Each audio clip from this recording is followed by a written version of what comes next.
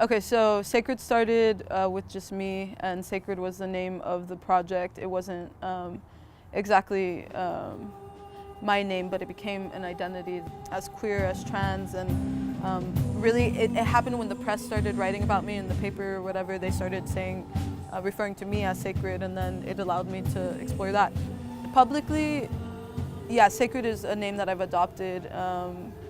Just in terms of my gender, it's gender neutral, and I think that's something that that feels more real to me. Like having the name of, I mean, when you're born, you don't choose your gender. Like it's chosen based on your body, and that's something that I think is really hard for us to think about. That like gender is something constructed, but.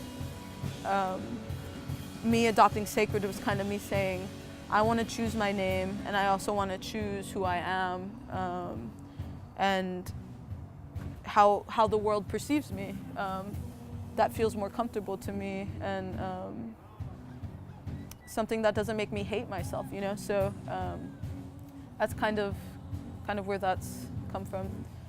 I definitely don't consider myself a hero. I would never see that, but I have embraced the idea of being a leader in this community specifically because it's where I'm from, it's where I was born, and it's where I plan to die. You know, I'm invested in San Antonio.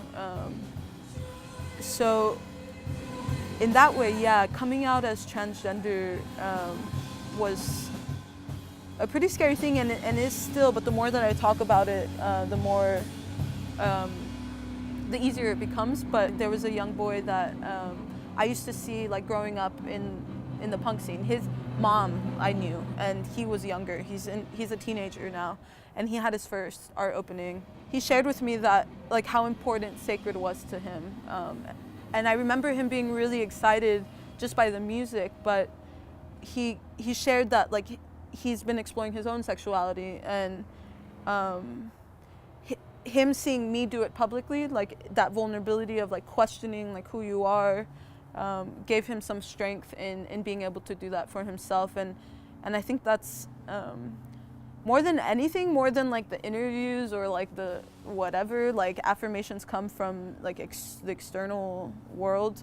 It's those moments with people that when they share so intimately what it means to them. Make Believe differs from any of the other albums that I've done because it was one recorded in a studio.